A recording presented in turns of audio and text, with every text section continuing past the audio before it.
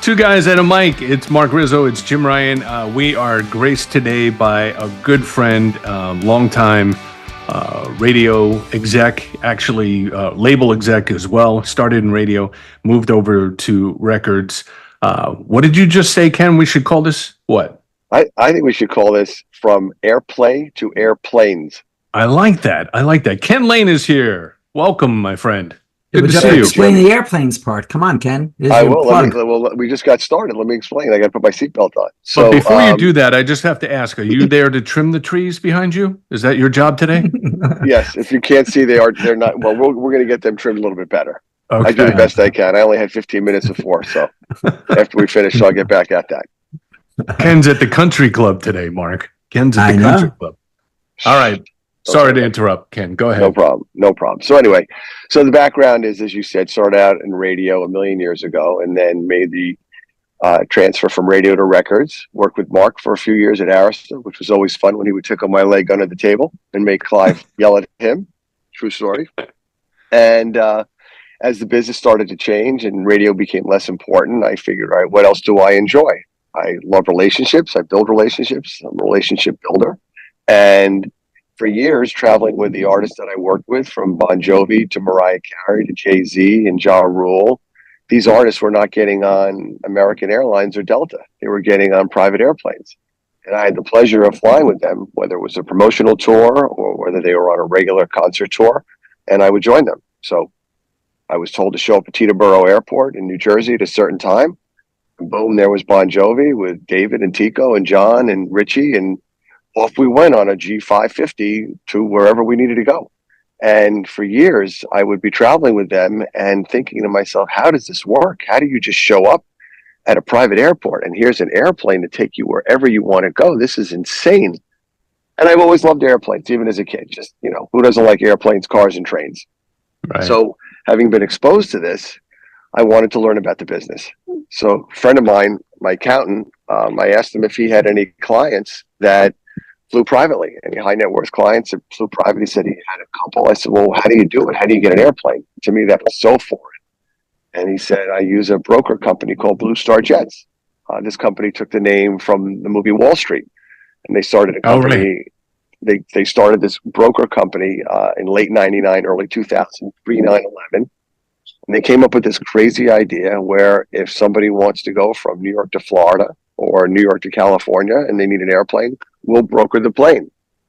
The people that own the airplanes own them because they want to use them. But when they're not using them, they want to charter those airplanes. They want those planes to make money for them. You can make real money owning an airplane if you charter it. So the question is, how do you charter it? Where do you go with the plane now that you own it? You go to something called an operator. And an operator operates the plane.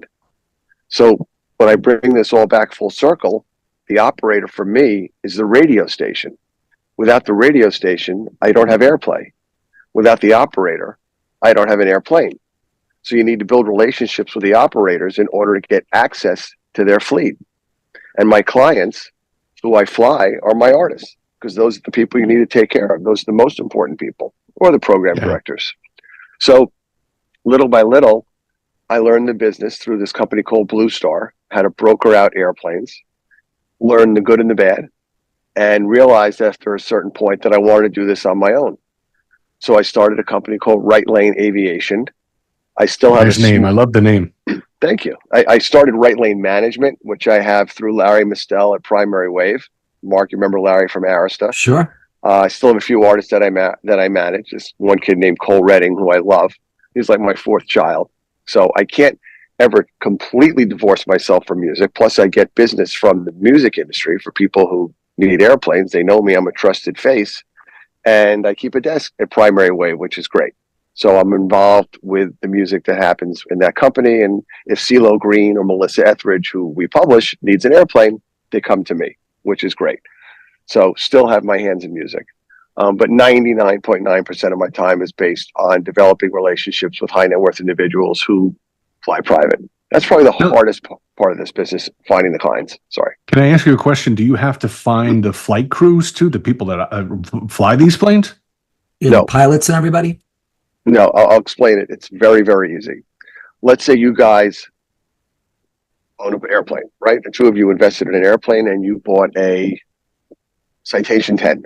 Citation 10 holds 8 people, but you guys don't fly. You don't know how to fly it. You don't clean No. it. You don't insure it. You don't do anything, but you own it and you want to use it when you want to use it. And when you're not using it, you want it out there in the world chartering because you can make money from it. So you go to a company called an operator, and the operator operates the plane for you. So this is a high net worth. This is a very valuable asset that you own, and you better make sure that that plane is in tip top shape because you're going to put people on it.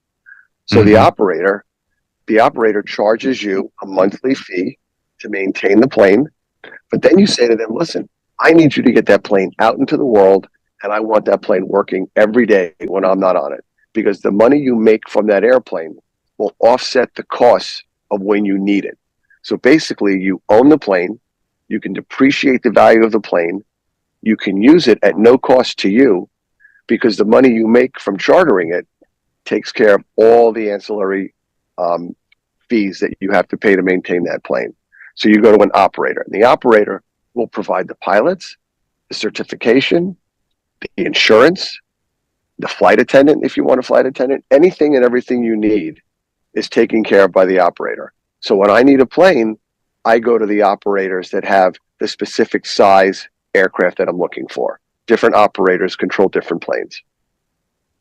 And everybody has their markup, right?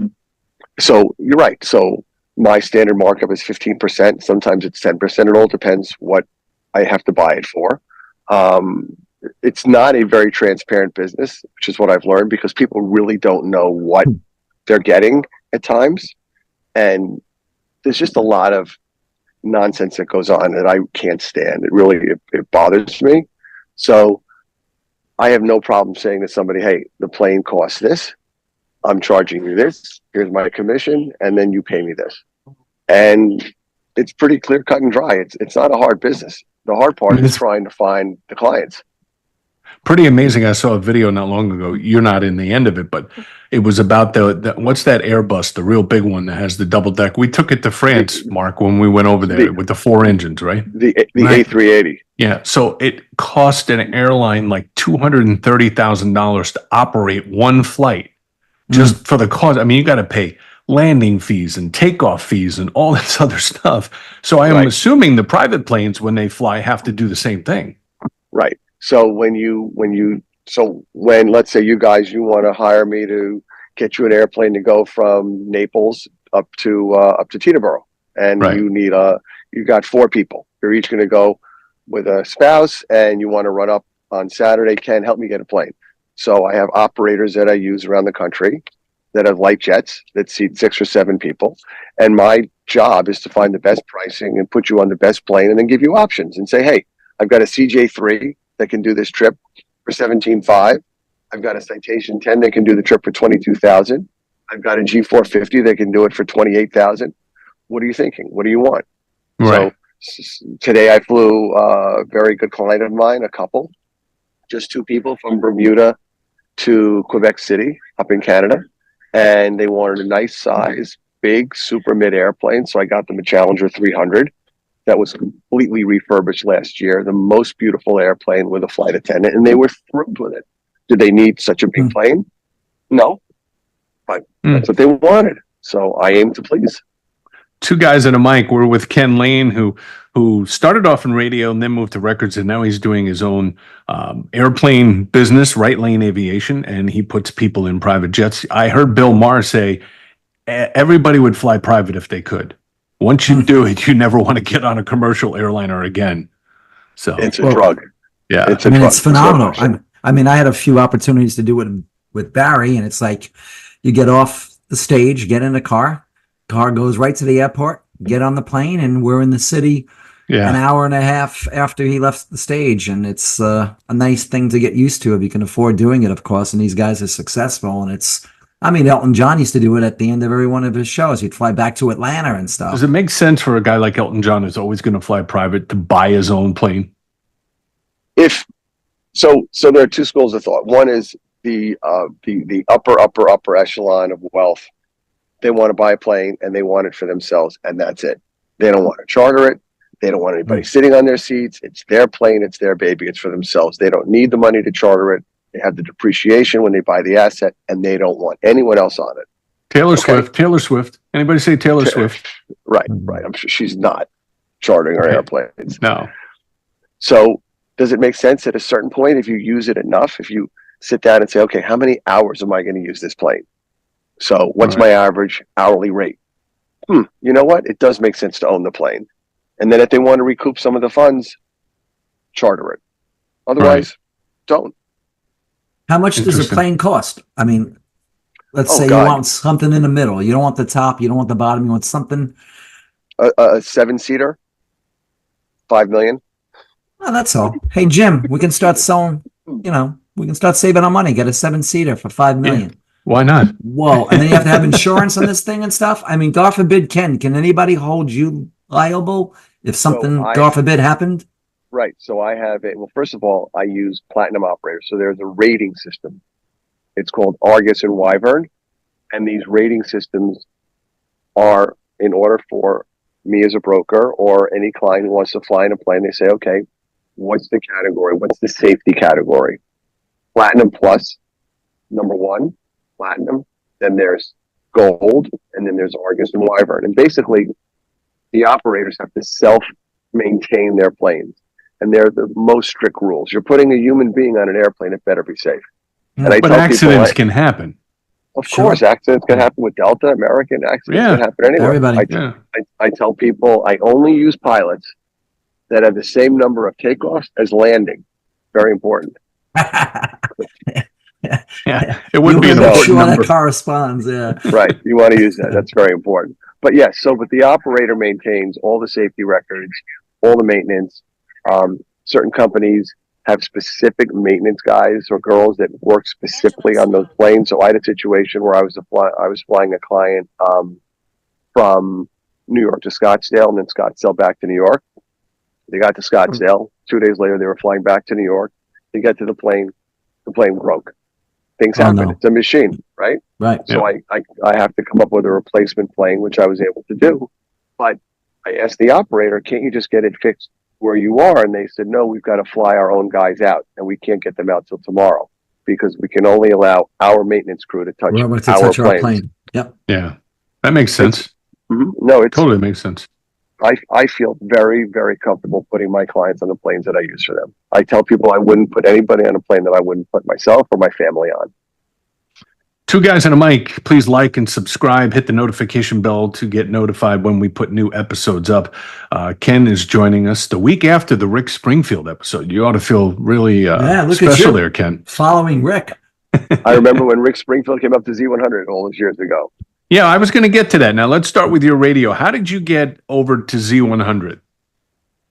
How did you get there? Was that your first radio gig? Well, I drove to Secaucus. That was easy. I just got in the car and drove. He flew. He had a private jet. Exactly. He flew in there. That's how he got started. From the Upper East Side. No. So how did I start? I was the kind of kid, I grew up in the city, and I was the kind of kid that had the radio under their pillow. I wasn't watching TV all night. I was listening to the radio. I was listening to Cousin Brucey on 77 WABC. And then from there, I graduated to 99X with Steve Smoking Weed. And that was how I just loved radio. And I loved everything about radio, sports radio, news talk radio, music radio. I just loved radio, that you could take it wherever you wanted to go. Yeah. And my goal was to one day, I thought, own a radio station. That's kind of what I wanted to do. But I figured I better be an intern before I do anything. So I went to school in New Orleans, Tulane. Yep. And one summer, I wanted to try to get an internship at either Disco 92 WKTU, BLS, or 98.7 KISS, because I gear myself towards dance and urban music more than rock. I enjoy pop, but really my first love is urban and dance. So my mother and I literally put together a resume, and I went around to those 3 radio stations and dropped off a note to each of the program directors asking about an internship. And the only person that got back to me was Michael Ellis, who was the music director at Disco 92 WKTU, and who was his assistant at the time, or his intern was Frankie Blue. Okay. So Michael gets back to me. I'm so excited. I can't believe it. And he offers me an internship. He said, one thing, though, you have to get credit from school. because we're not allowed to hire for no pay, and slave wages doesn't work. So you've got to get credit or you can't do it. So I go back to Tulane and I'm asking them for credit, and they're like, no, we don't do credit. So between us, many, many moons ago, somehow I got a piece of Tulane stationery and created my own letter stating that I would get a certain number of credits for working at this radio station as an intern, and that was good enough for Michael. He put it in the drawer. It was a wink, That was wink, it. and that was it. You got to do what you got to do, right? That's it. And I worked for Michael every day on weekends. I did store reports. I did request line, whatever they needed me to do. They needed me to fill the car up, fill the van up, no problem. So I did that. And then when I got back to school, I wanted to continue working in radio. So a friend of mine, not rewind that. I wanted to continue working when I was in college as an intern. So around the corner from my fraternity was a record store called Mushroom Records and Tapes, still in New Orleans to this day. And I loved this radio station called Whale 105, and it was run by Barry Richards. BR, the Re is R. So I get back to school. I'm a junior. I'm ready for another internship, and I hear that Barry Richards is going to be broadcasting live from Mushroom Records and Tapes on Broadway in New Orleans. I'm like, oh, perfect. It's around the corner from my fraternity. I'm going to go over and check it out. Next day, he's broadcasting from the record store. I run over there. I ask the manager of the store, where's Barry Richards? He's upstairs. I go upstairs, and there's Barry, and he's white. And I can't believe it because it's an urban radio station, and Right. I watch him on the microphone, broadcasting from Whale 105, and then he goes into a stop set, and he says to me, who are you? And I go, I'm Ken Lane. He goes, what's your favorite radio station? I said, WAIL and WBLS. He goes, you're from New York. And I go, yeah. He goes, you listen to the chief rocker, Frankie Crocker? And I go, yeah, I love Frankie Crocker. And he looks at me, goes, you're a Jew, aren't you? And I go, yeah. He goes, me too. I go, how do you like that? He goes, what are you doing in New Orleans? I said, I go to Tulane. He goes, great. And then we hung out. I got my t-shirt. Yeah. And then when he got off the air, I said, I would love to intern. I interned at Disco 92 WKTU. He goes, well, we just moved to a new studio, and I'd be happy to have you come in and organize and catalog my albums. Great. Next day, I show up at the radio station, and I just worked and worked and worked at that radio station and did whatever I had to do. And then he let me drive the van. I did super sticker spotting in the morning, super sticker spotting, and then he put me on the air. I did overnights during the weekends, which was a lot of fun until I fell asleep in class and realized I can't do both. I got to get my education. And then I went back to Michael, interned again for him, graduated from college in '83. And then Z100 started, and Michael wanted Frankie to come as his assistant. Frankie stayed because Paco, who was a program director in those days? I forgot. Frankie was offered the job as program director. Start again. Hold on a second. So when Z100 started back in August of '83, they asked Frankie Blue. Michael wanted Frankie Blue to come as his assistant at Z100. KTU offered Frankie the music director spot when Michael was leaving. So Frankie had no interest in going to Z100. So I was the second choice. So Michael offered me the job. What he really needed was a way to get to the office, because in those days you couldn't get to Secaucus. There was no train. Right. And I had a car, and we both lived in the city.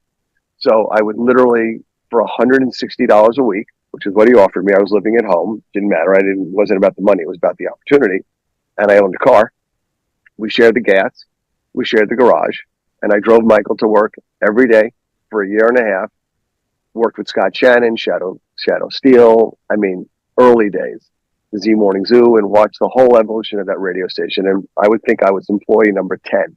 So I started there July 17th before the station turned on August 2nd. And that was kind of like my graduate school. And I spent 5 years there in music, programming, and then became promotion director, and then went into sales. And then from there, Daniel Glass, who was a Chrysalis at the time, one of the best promotion men ever, Daniel would walk into a radio station. He knew everybody from the receptionist to the cleaning man to the general manager. And Daniel and I had this nice rapport. And he said, you'd be a great promotion guy. You should think about coming as I have an opening in Minneapolis and I have an opening in Charlotte to do promotion. And I was like, I don't want to leave New York. And what happens if I get to Minneapolis or Charlotte and then you leave? I'll be stuck. I'm not doing that. And then 6 months later, he said, okay, there's a guy here named Charlie Datry who I'm ready to wait. Was Charlie Datry at Arista, Mark? No, I don't know the name. Okay, so Charlie Datry was at Chrysalis. Don't even mention his name. So there was an opportunity for me to come in and do national promotion with Daniel, having never done local promotion. So a lot of people were a little upset about that. Who's this guy, Ken Lane, coming in that Daniel bringing in to do national pop when he never even did local? But because of my background coming from Z100, it gave me credibility. So I could walk into a radio station, and see Jim Payne down in Richmond or Steve Perrin down at Y100, and having come from Z100, it gave me some credibility. So most of these radio guys, when I would go into town, wanted to hear about the radio station. Tell me about Z100. What's it like working with Scott Shannon? What's it like? So we would end up talking about radio, and then I'd say, oh, by the way, I need you to add the Ice House record or whatever. And they're like, oh, yeah, no problem. You got that. So that was really, my radio experience. And then going into records.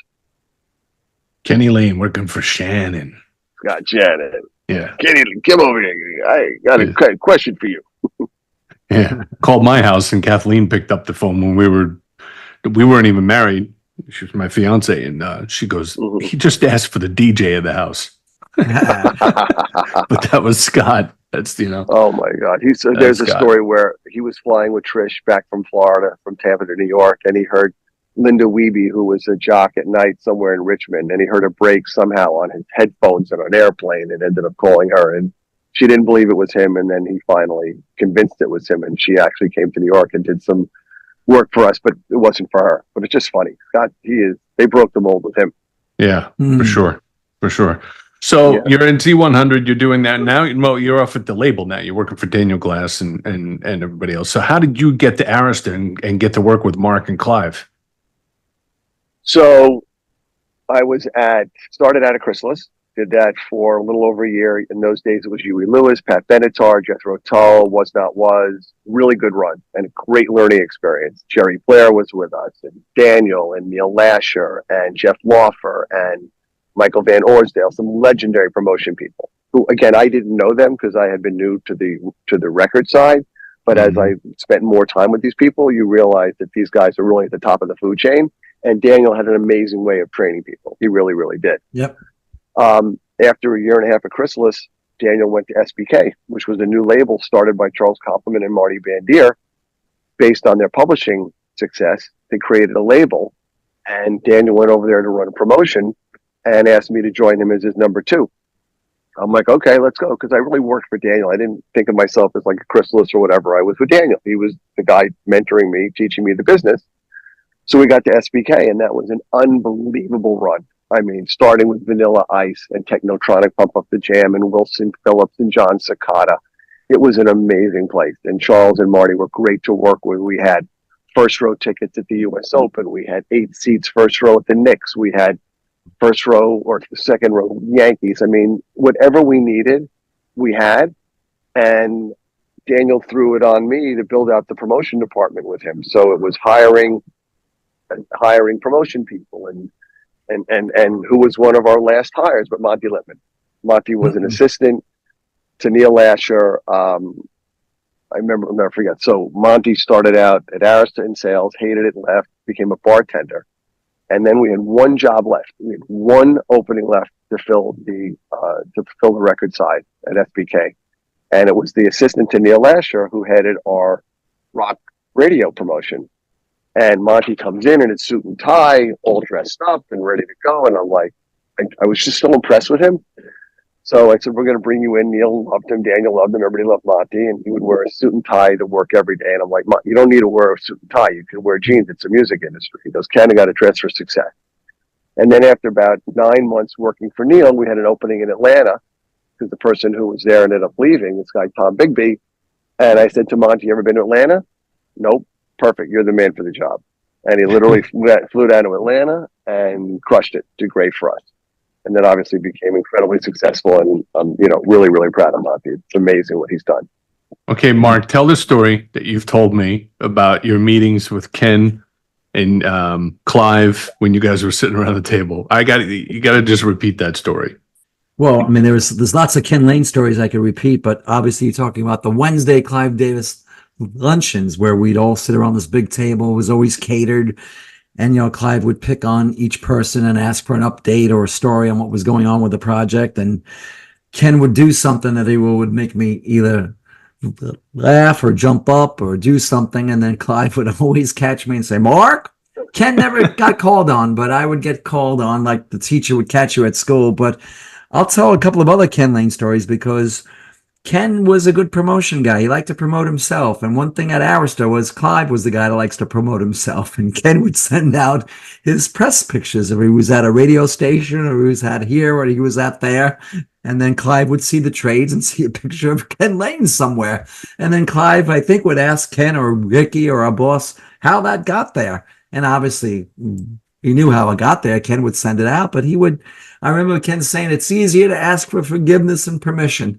And he got his pictures everywhere and he did a great job. But I guess Clive wanted to be the face of Arista, but Ken did a good job of getting his face out there. And but he was even tempered. Ken didn't let anything get to him. If it was yelling or screaming or pressure, Ken just went with the flow. And when they needed somebody to go on the road, Ken was there. And he used to say, they pay me to stay at nice hotels and eat good food. I'll never forget that. He had a great attitude. They wanted to go to Minneapolis in the snowstorm. Ken would go, get on a plane and go. Didn't care. Not a worry in the world, man. He just got it done. And he was a great soldier for everybody in the pop department. I didn't do pop.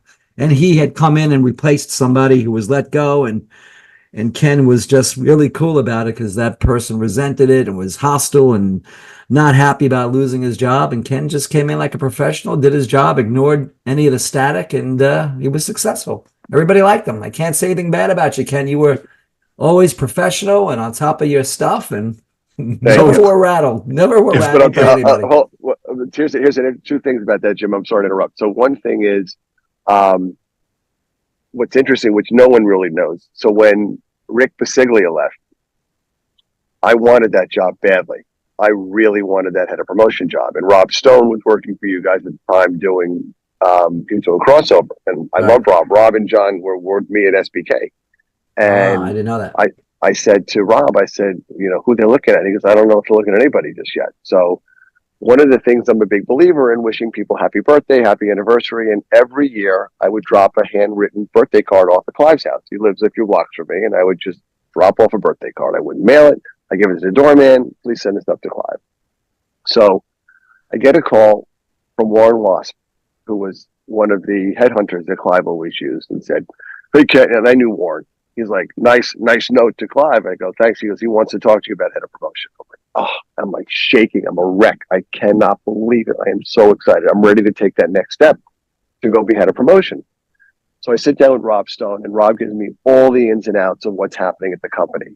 And it was right around when you had the song Whitney Houston, I'm Every Woman, the cover of Shaka Khan, right? And that's exactly when this, I'll never forget that. So I go up to Clive's apartment and we sit down for like 2 hours and we're just going through tons and tons of stuff. I had met him for the first time in St. Bart's, the year I got married. Clive would take 2 magnificent homes in St. Bart's and he would camp out for 2 weeks over Christmas. One with he and his partner, and the other house for Fred and Doug and Mitchell and Warren, his family. And I was very close to Fred because Fred worked for Charles Koppelman at the time at SBK. Fred was Charles's right hand. So I never forget the first time I met Fred. I'm like, oh my God, you're the, and he goes, yeah, the bar mitzvah boy. I'm like, ooh. So, but he was married to Pam in those days and we were really good friends. And he said, listen, and I told him I was going to St. Bart's. He was like, please come by for lunch. Please. I'm like, oh my God, I'm going to meet Clive in St. Bart's. I am so excited. I am dying. Sure enough, Nancy and I get down at St. Bart's. We pick a day for lunch. We go over there. Happened to be on a Friday for lunch. Happened to be when the numbers were coming out, sales numbers of Whitney Houston and The Bodyguard. Must have been a good day. So Clive is in a bathing suit, no shirt. I go into the restroom. I come out. He's at the fax machine and he's getting the numbers, the sales numbers. And all of a sudden, Whitney Houston, the Bodyguard, had scanned over 1 million albums. The first time in the history of sales that a record sold more than 1 million records in 1 week. And he's like, Ken, come look at this. And he shows me, and he gives me a hug, and I give him a hug. And I go, I will never forget this as long as I live. One day I'm going to work for you. And he goes, one day you will. And that was a moment for me. And I actually shared that with him a few weeks ago when I saw him, and he remembered that. So then when I came to work at Arista, prior to getting the job as Richard's number 2, I was up for the number 1 job. And for 2 hours, I'm going back and forth a little bit, but we sat for 2 hours in his apartment, and I felt very strongly that he was going to offer me the job. The next day, Warren Wass calls up. He's like, Ken, did a good job. You really impressed Clive. He's going to want to have breakfast with you on Friday, and I think he's going to offer you the job. I'm like, amazing. What happens on Thursday? Richard Palmese gets blown out of MCA as president, and I knew right then and there I was done, because he and Richard go back forever. And Richard probably realized in those days that he wasn't going to get another job as the president. And if he got a job to come back to New York and work for Clive, he would do it. Sure enough, Warren calls up. Clive's got a postponed breakfast. Richard gets the job. I came that close. And then it took about 6 months later for them to bring me in and replace, I forgot the person's name, Mark. Bruce. Right. Bruce. Bruce. Show. Right, Bruce Schoen. Right. I remember there were stickers all over the room. Bruce Schoen was here. Right. Yeah, well, that's what I had said. It was not a happy divorce kind of a situation, but and he was a lifer. He was there a long time, and I sat next to Bruce. Well, he wanted the job too. He felt he should have the job, and he didn't quite have the I should say the background or the experience or the voting of anybody that would have decided on that position. Right, but I always prided myself in my relationship with Clive to this day. I mean, it's I had 3 amazing years there, really, really amazing years there. 2 guys and a mic. We're with Ken Lane, a longtime radio record person, and now he runs an aviation company called Right-Lane Aviation. Ken and I, Mark, if you didn't know, worked together at Sirius XM. Ken, you were actually employed there for a little over a year, maybe 2. How long were you there? No, almost 3 years. Almost 3 years. A while, almost 3 years. Yeah, no. So Scott Greenstein, who runs the content side, is a very dear friend. Right. We go back to Tulane fraternity brothers. I'm actually the godfather to his son Eric. And as I've been up and down this crazy road of entertainment, Scott's like, look, if you want to come in, I think I can find you an opportunity here. I'm like, great. So, but again, always doing the airplane. So the airplane was my side hustle for years, learning that business, but really staying deep into music. But this airplane thing kept pulling me into the whole airplane world. So Scott brought me in as a vice president of artist and label relations. And it was enjoyable. I had loved being up there. It was fun to be with Jim and Kid Kelly and Greenstein and everybody. But I didn't feel like it was enough for me. It was a nice job, and he definitely created something for me, and I'll never forget him. I'll never forget what he did for me. But it wasn't really what I wanted. We did some great work, though. We put Train Tracks together with Pat Monahan. That show. Still running today. Yeah, Train Tracks still runs. We did Melissa's Garage. That was a fun show we put together.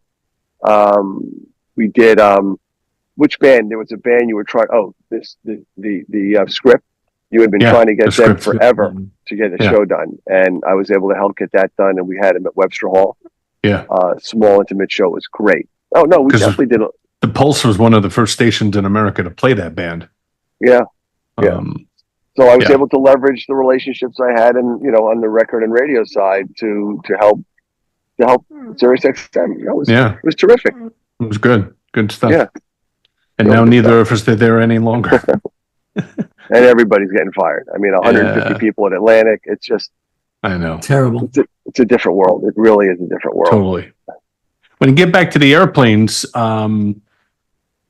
who's the most famous client you've had? I flew Julianne Moore to the Cannes Film Festival. That was exciting. She had been working on a movie in New Jersey, right outside of Trenton, and needed to get to the Cannes Film Festival for a movie that she had done the year prior. The only way she was going to get there was on a private plane. So she literally finished filming, outside of Trenton. Took her about 20 minutes to get to the airport, Trenton, TTN. Put her on a Global Express, just she and her associate. Flew into Nice because the Cannes airport is too small for this type of airplane. Landed in Nice, had a helicopter next door to the plane. She walked 10 steps, got in the helicopter, took the helicopter to Cannes, and she was like 3 hours early, like lost her mind. Wow. Wow. How nice is And that? it was unbelievable. And that came to me because my son's best friend's sister is an assistant for one of the agencies, and she was tasked with finding an airplane, so she called me. And then I recently flew CeeDee Lamb, wide receiver for the Cowboys. He was at a receivers camp in Austin, Texas. And I get a call from his agent. He's like, Ken, get me out of here. We're done. We've been here 4 days. The plane is not until Friday. It's Wednesday night. CeeDee's ready to leave now. And literally from the time he called till the time he was on the plane was in 3 hours. It was great. And I flew him from Austin, Texas to Fort Lauderdale, Florida.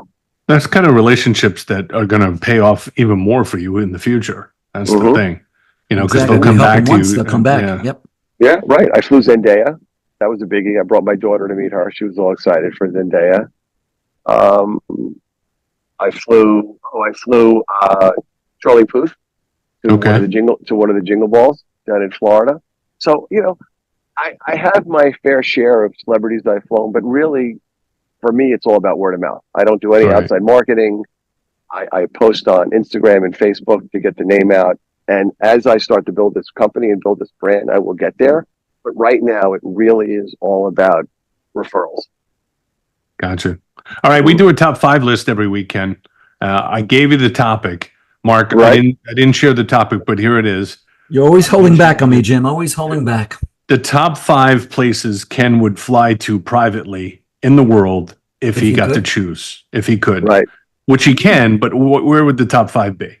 The top 5 would be, I would say, number 1, I think it would be a thrill to fly private to Australia. I think that would just be unbelievable to fly to Australia. Italy. I love Italy. I think St. Bart's would also be fun. You'd have to take a super mid down to St. Martin or San Juan and then take a Pilatus, which is a single engine turboprop, one of my all-time favorite planes, into St. Bart's because it's a short runway. Hawaii, I think, would be another great spot to fly on a private plane. And then I think South America, go to Brazil. That would be fun too, to take a private plane. I mean, the truth is anywhere. Now, for Australia, though, let's say you're leaving New York, you're going to have to stop on the coast and refuel, right? Yes, yeah, yes. Even if you use the Global 7500, the ultimate bird, it's a long way, and that's probably $1 million flight to put it in perspective. Nice. Oof. Yeah. If you flew to St. Bart's when you land, would Clive be in his bathing suit when you got there? Hopefully, that'd be fun to see him. Now, suppose if I want a plane like that, can I ask to join the Mile High Club? Is that a service you could broker out as well? As a member, I would. He's actually thinking about it. I think he's got it on his little price sheet. No problem. They're actually, there is a company in Vegas that does that. Hysterical. I'm sure there is. Did you read that? Yeah. Oh, it's fun. Sure there is. They change the sheets and pillows and mattresses and whatever. I don't know. Nice. I don't know what goes on my planes. I just know that I love my clients. Whenever I can get to meet them at the airport, I go out there. I thank them for their business. If it's catering, whatever needs to be done, I'm literally a one-man show. Everything. I do it all. And I love every minute of it. And again, I will grow this business and I will bring people on board. And I think a lot of people who have been kind of pushed out of the record business, maybe not because they wanted to, but just because it's been just a changing environment. So I think about, let's call it the head of promotion of Atlantic Records, right? We know her. She was there a long, long time. How do these people who have built incredible relationships with artists take that into a new area? How do you do that? Well, I have to believe that Bruno Mars and Ed Sheeran fly privately. I know they do. So most of the people who fly privately don't really know their brokers. Some of them may, some of them don't. But at the end of the day, it's the tour manager calling up the operator and saying, hey, get me on that, that G4 or whatever. Here's what I need. But if it was the promotion person or the marketing person who actually worked on Bruno's career and helped him grow from 0 to 100 and make him the superstar that he is, and said, "Hey, I'm in the airplane business now. I love your business. Would you bring your business to me to fly privately?" Why would they say no? Yeah. I've Right? made a few. I've made a few You calls have. on Ken's You behalf. have. You have. You absolutely have. So, Because the opportunity is out there. When I go to the airport, or I go to Teterboro, or I go to Opelika, or I go to Van Nuys, it is literally wing to wing. You can't even move.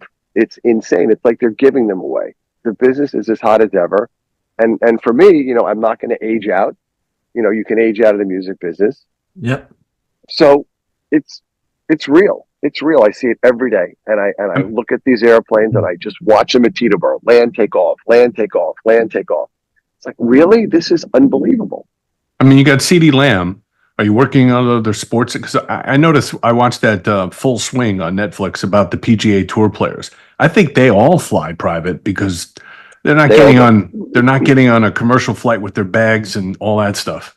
they all fly private. A lot of Yeah. them are with Net. A lot of them are with NetJet, which is obviously the ultimate of the ultimate. NetJet, VistaJet. I mean, these are big companies, but these are companies that operate, own their own fleet. So it's like their own private airline.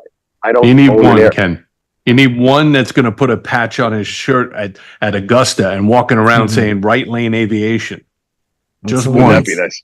Right, right. Well, that's what Kenny Dichter did with Wheels Up. I mean, he marketed the shit out of his company, and he put We on a both know lot. someone that can. We both know someone that can make right. I that was just happen going for to you. talk about that. Tell me, J- Jim, are you talking about Whitney Llewellyn's father, or what No, does he no. do as far as all of this? He just has his own planes, or his Well, hangars? he Whitney's dad has a service at it's called what the heck? It's at RSW. well, So first of all, he tell me services who's them. Whitney. Whitney is who? Whitney Whitney Llewellyn Llewellyn, was an artist that we worked independently. The father is how would Vincent. you explain him? Well, Besides saying he's he's developed. He's successful, been a rich. construction guy around. He's developed shopping centers, all sorts of businesses around the world, and he's done very well for himself. And his daughter Whitney is a recording artist, Okay, got it. and he brought her around, hired people to independently work her records. I don't know if she Okay, ever had a big deal, but we did give her some shots with Christmas music at Yeah. Sirius XM. He was a friend of Kid Okay. Kelly. Somehow he had okay. made friends with Kid Kelly, and that's how I got to know him. His place of business services jets, Oh, that's a private good deal. jets that Okay. fly into RSW. When Air Force Okay, One comes, he's got the contract to service Air Force One when it comes to RSW. Okay, so he owns something called the FBO. He owns the fixed based operations, which is Yeah. a fancy name. It's a gas station, is what it is. But when you were to go, let's say you were to fly privately, when Mark went with Barry Manilow, and Mark went to meet Barry Manilow at Teterboro, he was told to meet at an FBO, which could be Atlantic Aviation, Signature That's right. Aviation, Right. There's a small little terminal we went into. Right. Jet Aviation, and again, that's called an FBO, and that's what obviously I believe that this Yeah, Private person's Sky dad. is the name. Private Sky is the name of the Right, the that's place. it. Right. Private Sky. So that's his FBO, and the way they make money is, you get charged to park, you get charged for gas, you get charged to clean the plane, vacuum the plane. The FBO is a fancy gas station, and they are incredibly lucrative. Everything in this business is lucrative. Wow. It's When Vincent showed me around his place, he had the owner of the Miami Dolphins plane in there for service. Steve Roth. Yeah, he had that plane in his hangar, and they were redoing or reskinning it or something. They were doing a lot of work on it. So When the biggest thing, the biggest questions I get asked when I talk about airplanes with potential clients, they'll say, okay, what year is it? So, for example, today, my clients flew on a 2008 Challenger 300, which was just repainted 2 years ago, and the interior was just redone last year. So it's year of manufacture, YOM, 2008, and then YOR, year of refurbished. That's really what it is. I could put you on a 25-year-old plane that was refurbished last year, and you'd want to live there. You'd think this is the greatest thing going. That plane is going to go out for less money than a newer plane, but it may look so much nicer because the newer plane they maybe haven't had a chance to refurbish it.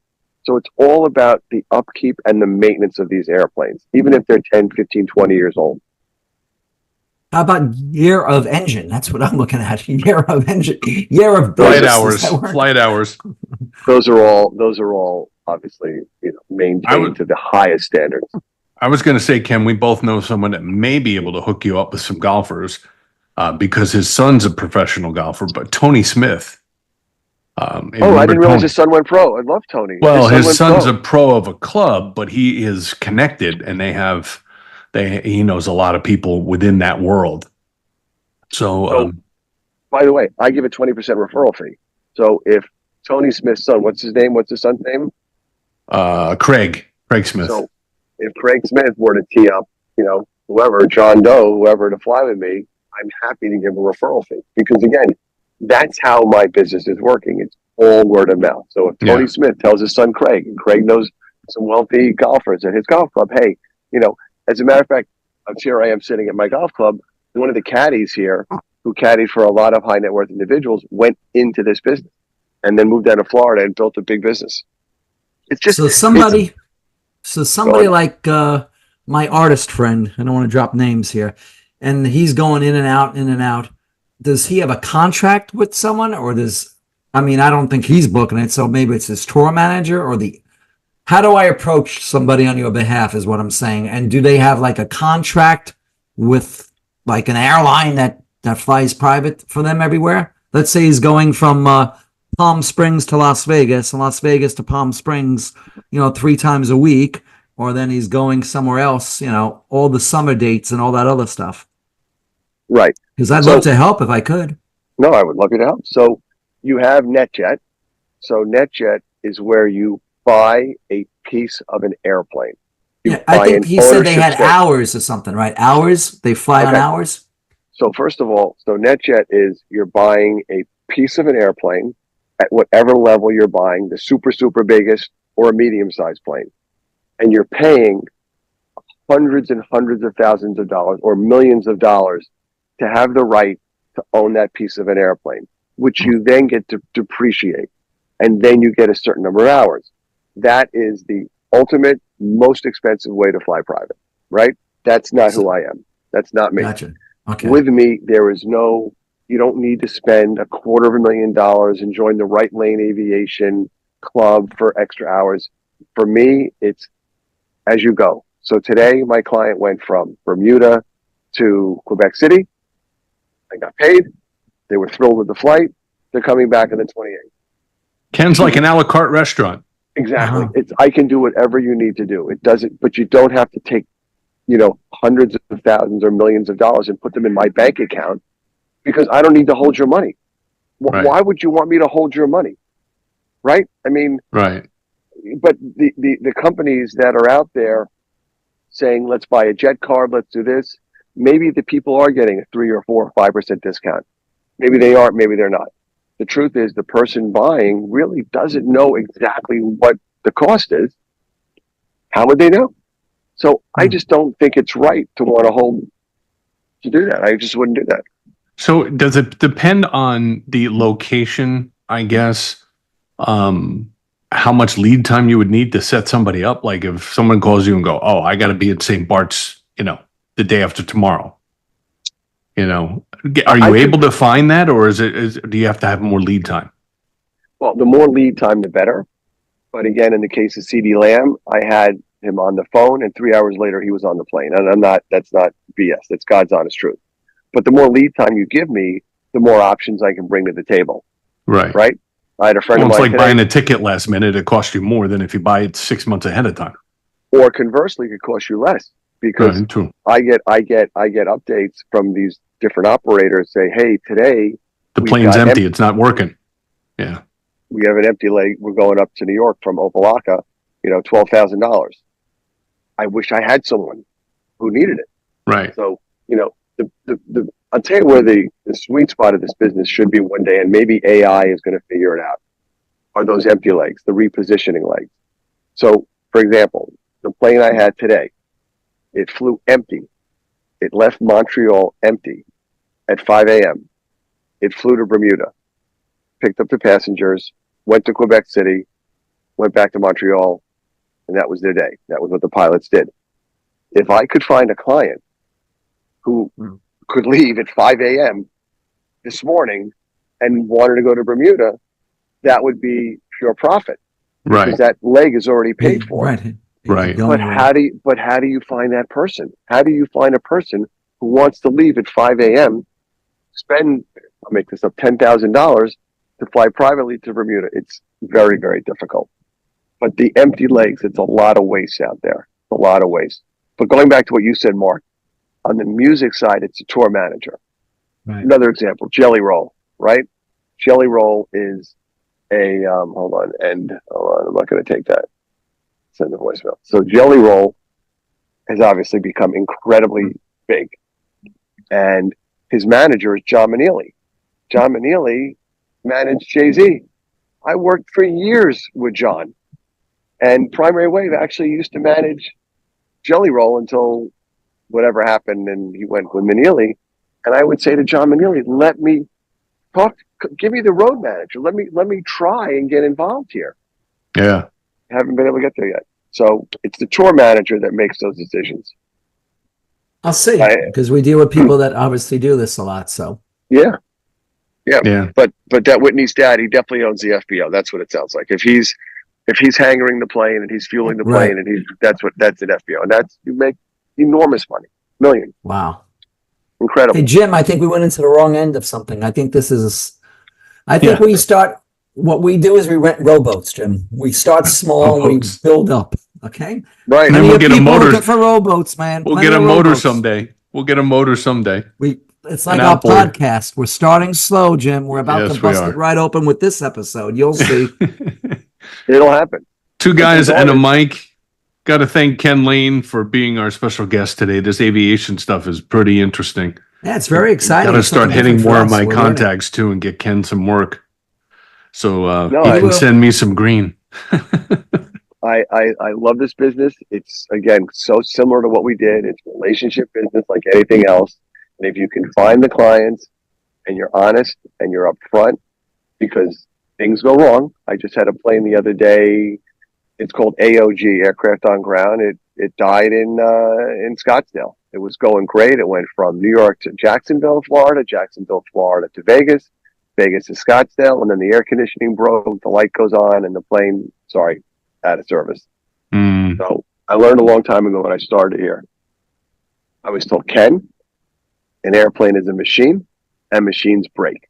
Yep. So the two things I can't control the weather, and I can't control if the plane breaks. But I can control who I work with, who I trust, and that's the most important thing to me. It's a lot of trust in this business.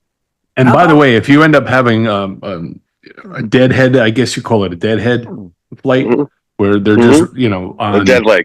Yeah, dead leg, maybe on the 22nd or 23rd of December, going from here to New York and then back a couple days Just after. give us a call. We'll give me figure a it out. call.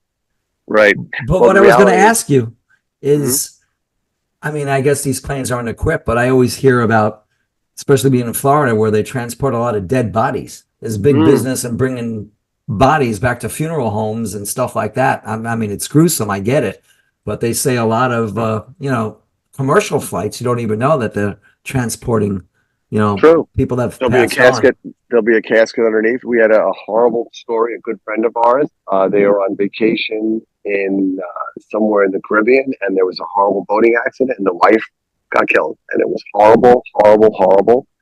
And it took them quite a while to get the permits and get the body back. And I was right there. I said, I can help you do this. Of course, it was way more expensive to do it with me than put her on an American or something in a casket. But yes, Right. and the other business, which is huge in this private aviation, lungs, kidneys, hearts, Oh, when transplant stuff. Wow. and a lot of that is done in the overnight hours.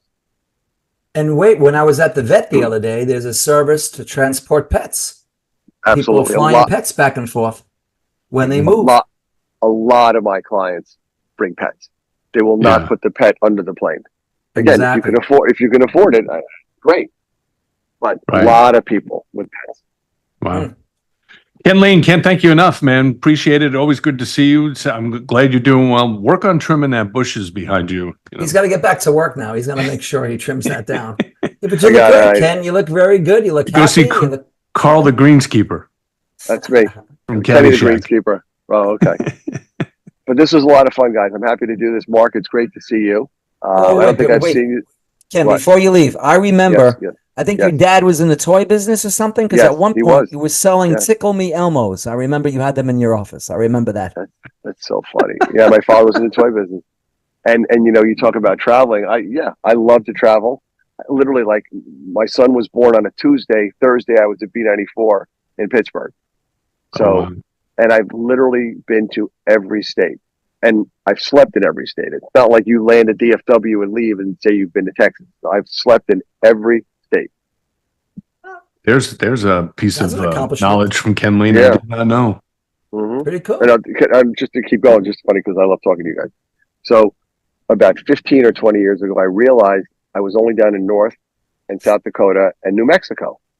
I'm like, oh my God. So I convinced my entire family that we needed to go to Santa Fe for Thanksgiving.